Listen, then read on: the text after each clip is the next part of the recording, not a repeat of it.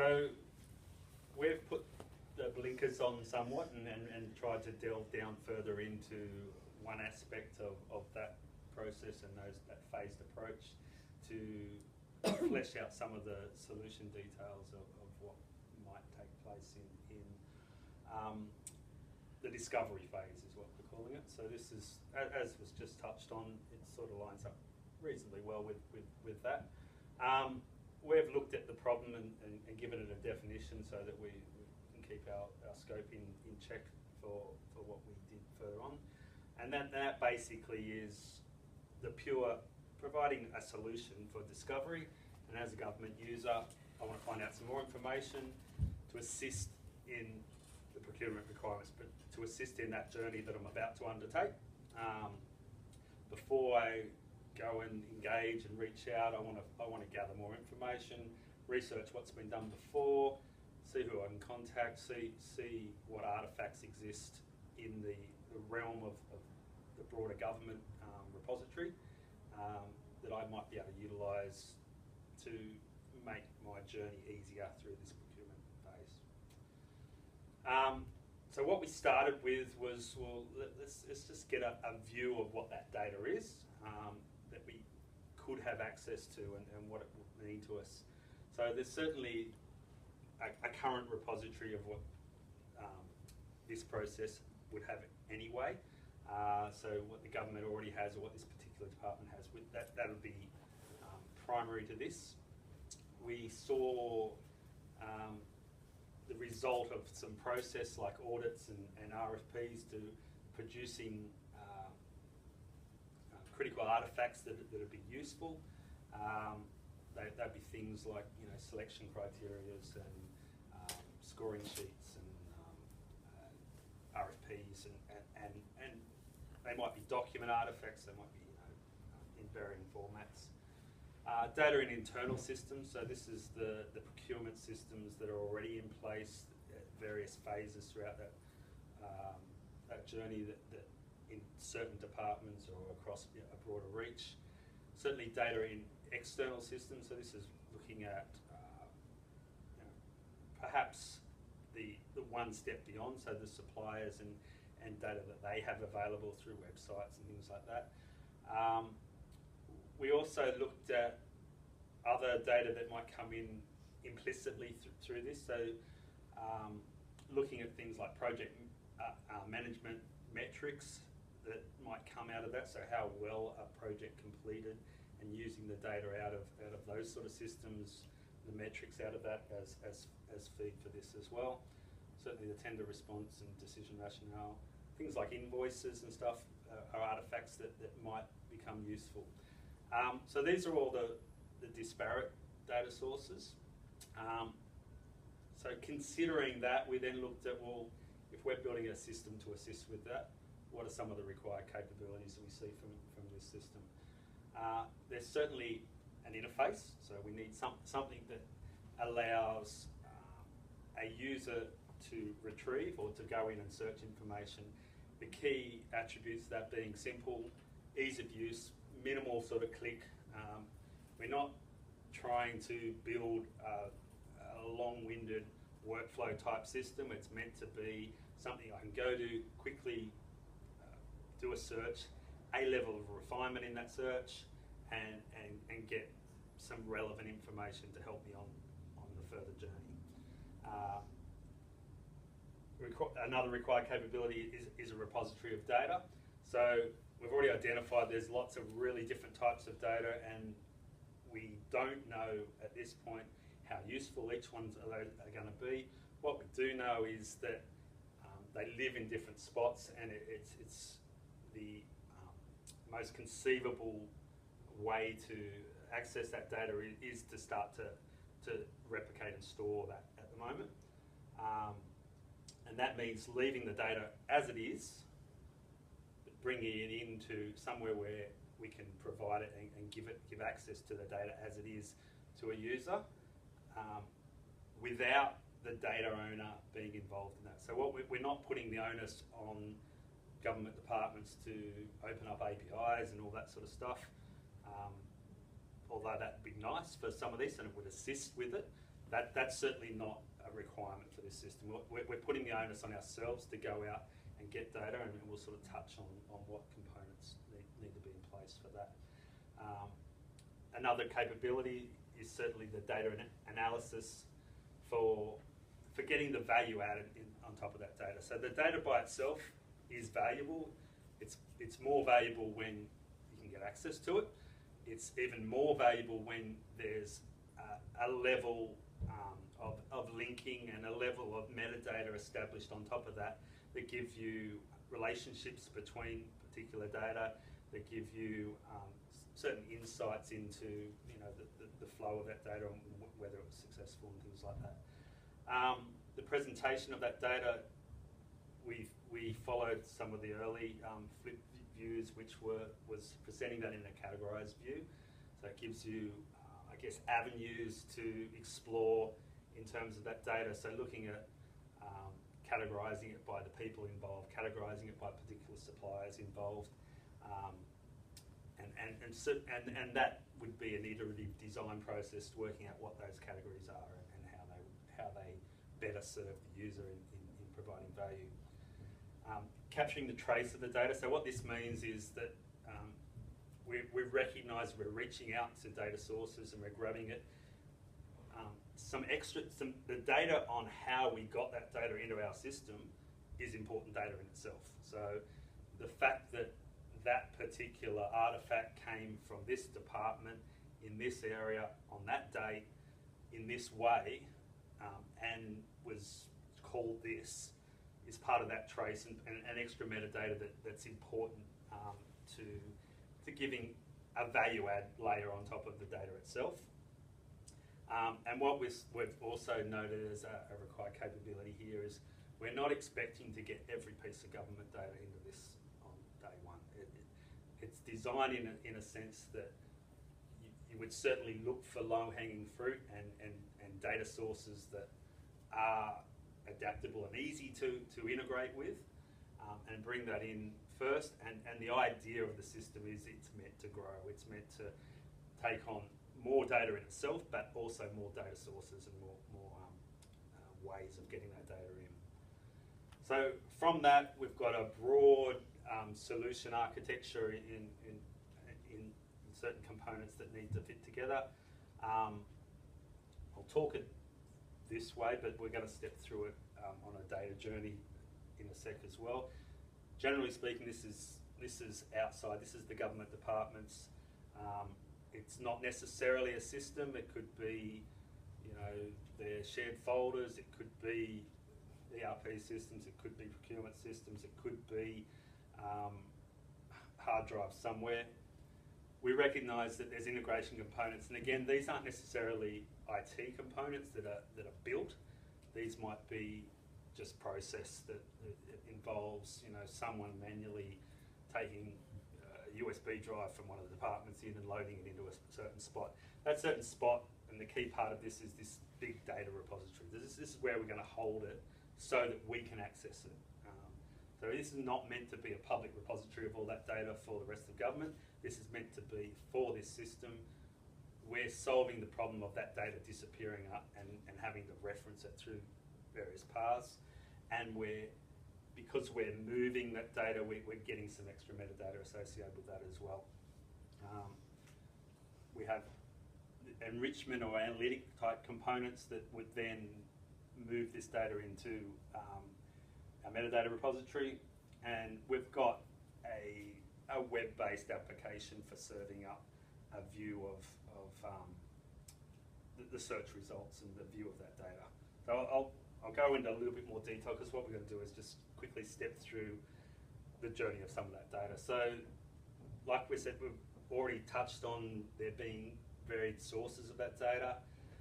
Part of the onboarding, I guess, of each source of data is identifying what it is, how it is useful, and then looking at this integration component. So there might be system-based access, access to eTender, and that might be built integration components that actually reach out and extract from that system. It might do it in real time or small batches, depending on what we see the changing period of time of that data and how useful it is you design that component as you need it. And similarly, there might be departments with PDFs of tenders, and the mechanisms for getting them, it might be, you know, an FTP on a scheduled basis. It might, you know, it might be something a bit more laborious, but again, you're looking to solve those problems independently and for that particular data source. And then there's the derived data. Again, that might be system access into project management systems, or it might be, you know, parsing project management reports and that sort of stuff. But the key, they're different, and we recognise that there's an integration component that needs to be matched to each of those, and it's be an incremental process of loading that in.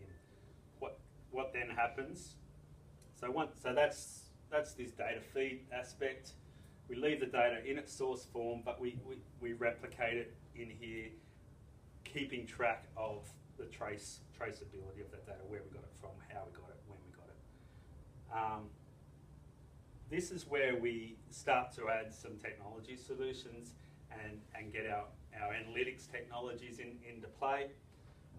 The idea here is that we now explore that data. We're going through a process where, you know, if it is in certain format, if we've got images that need to have character recognition and stuff, this is where we inject those technologies into play, and we build components that know how to explore certain data types. So we build components that know how to look at a PDF file and extract the text from that, or the relevant metadata. It might do word counts, it might do you know, certain level of analytics, and we store the result of that in this metadata repository. So the idea of the metadata repository is to give us an index, or give us a view into what that data contains and how it would be returned in a search result. Then we've got our application components that enable the user to get a view of that. So they're interacting through a web-based sort of portal or interface. They, again, keeping it quite simple, but they indicate their search criteria or their query that they want to take on. There's some interaction. We present them some results. We rank.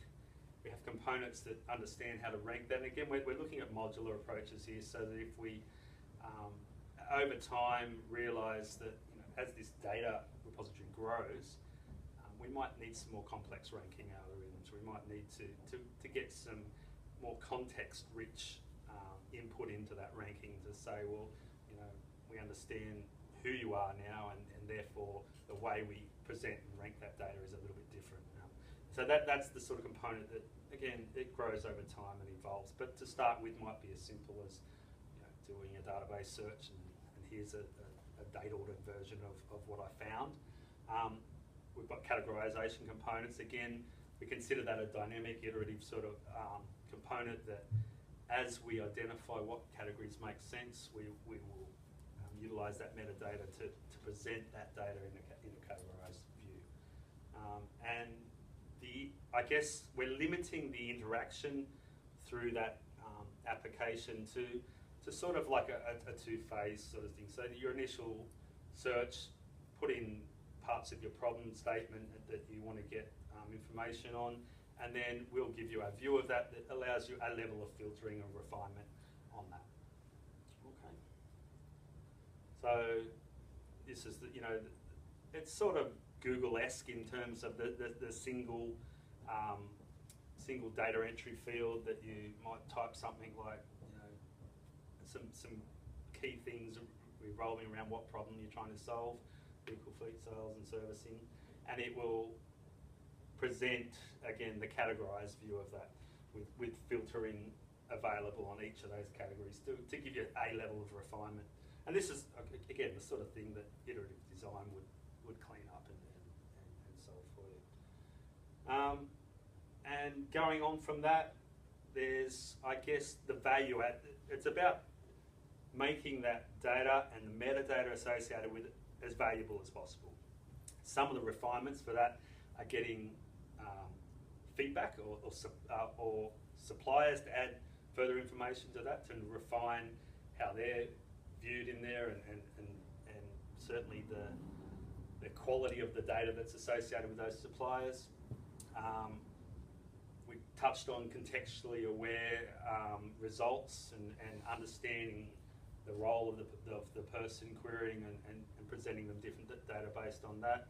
The filtering we recognise, and certainly other feedback mechanisms. So this is where machine learning capabilities might come into play. But we've noted that at the moment, those sort of capabilities are going to require a constant feedback loop, so that you've got something to learn from, something to establish from. Now that could be as simple as how the user interacted with the application, what they clicked on, what they thought was useful, and feeding that back in to gain ranking in certain result sets, or it could come from further downstream things where people actually rank, add rankings to suppliers and add review sort of aspects to it. But again, we're trying not to put the onus too much on changing processes that are already in place and having people do extra work at the end of procurement to add value. Now, if they choose to do that, we want to be able to take that in. So, and that's about where we're at. Yep. Mm-hmm. Questions?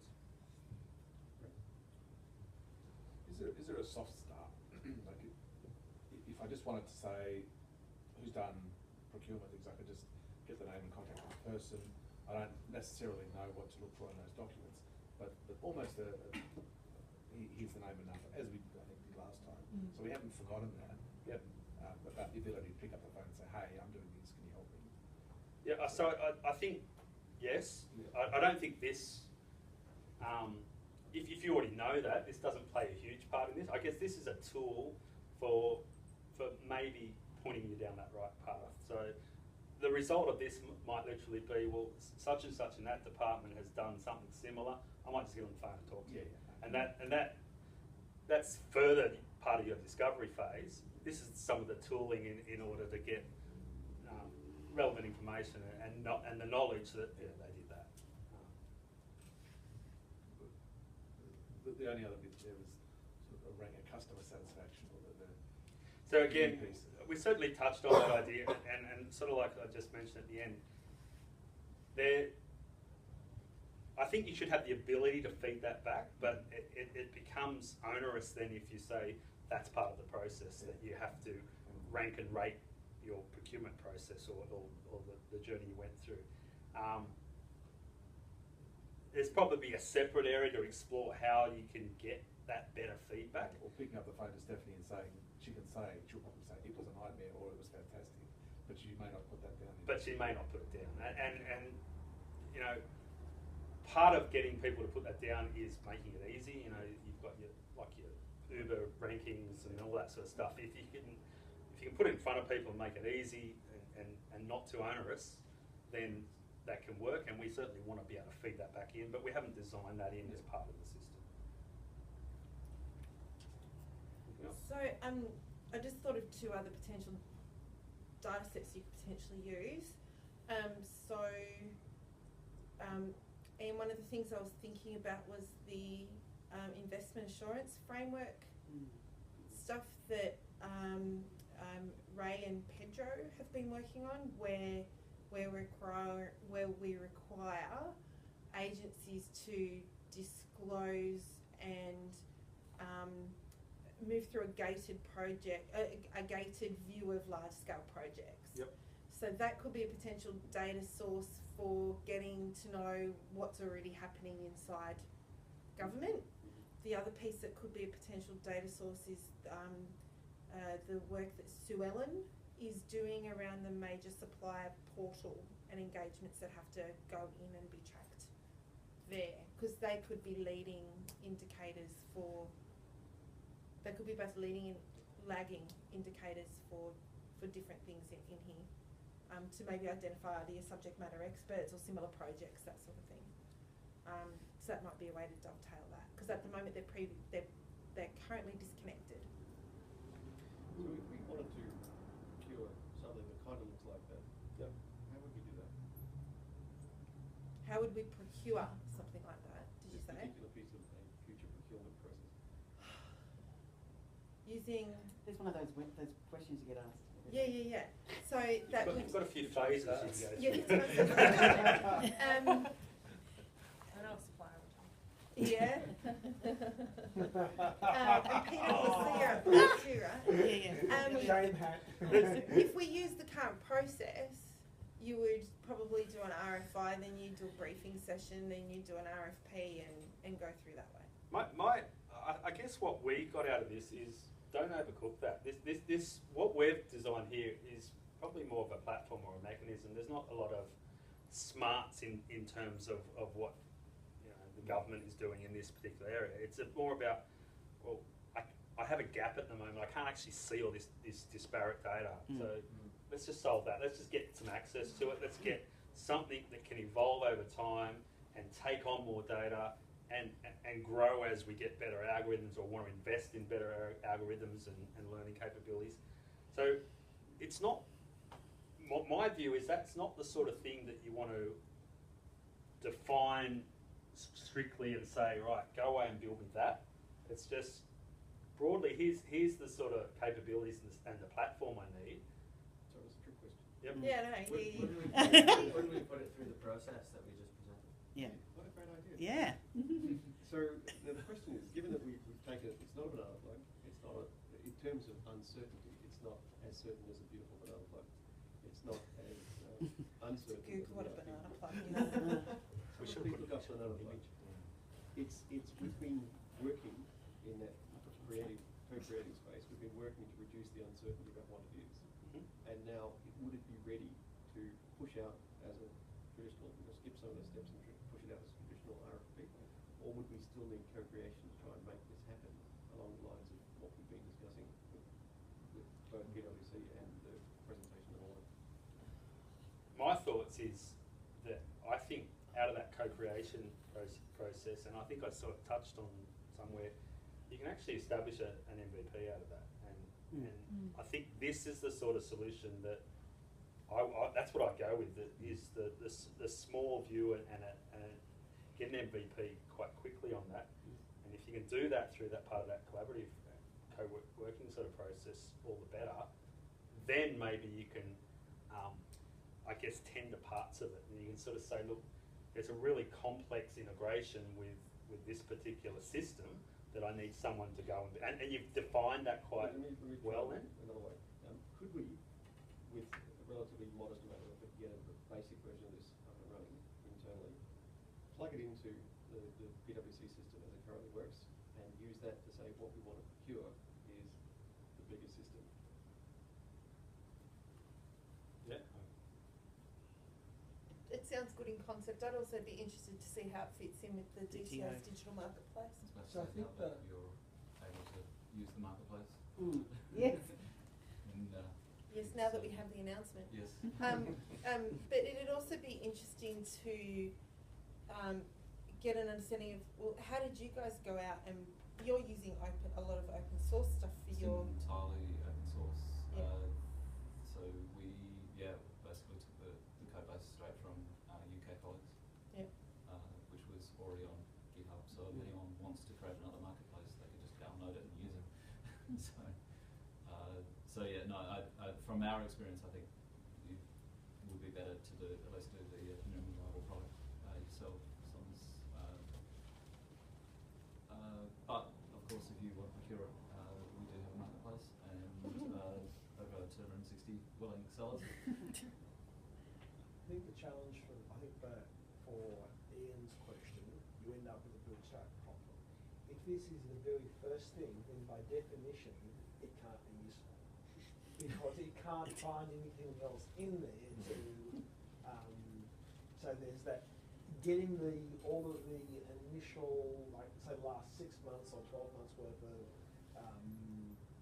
purchases in there, you need that bootstrap process before you can then start asking questions of it. I think that's just going to be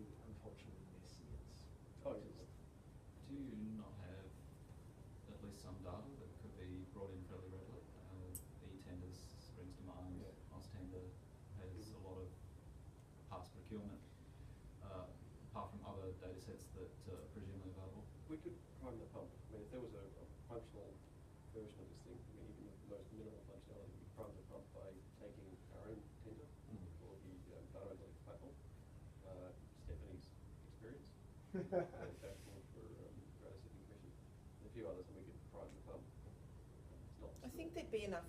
Certainly, we're very good at collecting data. We just haven't really used it very well in the past. So I think we could use e-tender, e-quote data. We could use the stuff that's coming out of the professional services tool, and plus spend data. Like there is stuff there to help you prime the pump. Yeah. So going back to the overall thing where we looked at there's multiple parts, this is this part. Yep. So because we haven't built the other parts sort of, can we pull that up? Sorry, it's not enough. Technical Yeah. for me. You mean the one where you've got Go the back to the process, browser. the Yeah. 6-step process with the arrows? Yeah. Go back to the browser. Yeah. There you go, there's some Oh. banana points for it. And flip at the end, on Yeah. the top. Up the top, up the Ends top. the head No, name no, for just it. go Top to the window. top tab. Next one. Next one. Next No, one. no, Next keep one. going to the Next right. one. Next, That's there we it. go. It's like driving. Yeah. Driving backseat The other drivers. left. Let's leave it like that. Yeah. So That's fine. if we're saying that the discovery is this part we're talking about, building, to be able to go to market, that's not the right word, to be able to go through this process, this bigger picture process, the current PwC platform could put the challenge out, which is basically the briefing, the problem definition, the brief, the engagement, the selection, and then you'd have to put the collaboration part, because the 3, 4, 5, or 1, 3, 4 and 5 exists in the PwC platform. Yeah, well, I think 7 does as well. That's so the. Oh yeah, no, 7 does, we're Yeah. not getting to that bit. Yeah. We want to just trial this, I think, isn't it, to start with? The only thing I'd say that's different here is like there's different words. Yeah, of course. But the go-to-market bit is what you've actually done with. You've done it for. That's so it is procurement. Yeah, So- it's a procuring the MVP version of it, and then because we're wanting to do a No, well, no, Well, you can actually sign a contract. You can sign a contract at the end of 6, so you don't have to go to market again. So because it is procurement, Yeah. it's not just here's a process by which you can find people to engage with. You can all you need to do is agree the terms, and so you might say that I've got the name of the contract that you have here, like the short Procure form. IT. Sorry. Procure IT. Procure IT or whatever it is, you might specify that that's the contract. Yeah. And you're during that collaboration phase when you're building that MVP, you're also doing the commercials because you're working out what the business model is and all that sort of stuff. And you should have an idea of that already because you ask that question up front, which is what we do with the other ones. So that when you get to the end of 6, you can either say, all right, we don't have enough yet, we want to go for another. which is when we period. go back to that brief. Yeah. Well, no, don't go back to the brief. We say we want to continue the collaboration because we need to go to the next stage before we buy, which is we've got 90 days of this MVP, or let's get to the next level of features to say, yeah, this is it. This is what we want to buy, and you sign the contract. Then you don't have to go back to market. You're already in market. Okay, that makes sense. It's faster. The bit where you sort of push back to refine the business case. It's not so much refining the problem statement because you're actually building the solution. You've already done the problem statement. The refining the business case bit is you've already built the business case to a point to say we need to do something around this. Yeah. But there is some hand-holding in that collaboration bit where you're bringing in the different parts of different stakeholders in government to say, okay, here's what it looks like. We need your input into it. We think it's going to cost this. Here's the business case, and there are processes that some people might have to go through to get that across the line. But it's not to go and rebuild business case. Or anything. No, but we were putting it to saying this is sort of an overview of the whole process, and that we want to have the ability to have to go back through that feedback loop if we felt it was needed. Yeah, you That was can the do thing, that. yeah. What I'll tell you you'll do then is you'll burn your suppliers. Because the suppliers are engaging. basis, well, if you could do it like this, and so it's maybe not like that, but the way that we've done it to make it work and test it, we get the engagement because the suppliers know there will be a procurement outcome. Depends if you're going to get help with the problem rather than the solution. Yes, yeah. Yeah, and if you're just helping the problem, then you would, I guess it's the same sort of thing, but you don't need as big a platform necessarily. It's a bit, depends on, like you could use what we've got, I guess, but yeah, I guess then you do go back, don't you? Mm. But if it's a bigger problem, that's when you're doing something different. You're doing a little bit more. You might use a platform or some digital engagement to get people to come together, but you often find the consensus is only able to be reached when you actually are together. Oh, yeah. And that's when you have 50, 60 people in the room, because it's clearly a much more complex challenge, not yet defined to the point that you can go out to market. Yeah. And then if we run it through the marketplace, how does, because I don't know how, we haven't mapped the marketplace and say this process. So the marketplace is a little bit like somewhere between an RFP and an RFT. Mm-hmm. Because you don't define, and we deliberately stop you from defining your requirements in great detail, Yeah. because we don't want to waste suppliers' time Yeah. going through 50-page proposals or whatever it is. So it's a very high-level summary just to flush out the vendors that want to take this on and have the availability for it, and then once you've identified who they are, then shortlist them and go through a more detailed evaluation process. At which point, now that they know that they're amongst, say, 3 that are potentially in the running for this role, it's worth their while spending more time preparing proposals or responding according to the nature of the initiative, of course. It's a very simple procurement. There shouldn't be much detail anyway. It's a very complex one, and there's a big prize at the end. Then yeah, it's worth taking the suppliers to be quite willing to go on that journey. So, Ian, Jay? So it's an interesting outcome. It's interesting. I mean, the two factors which certainly have modified thinking in the last little while, the existence of the PLC platform and the PTO marketplace. The discrete piece around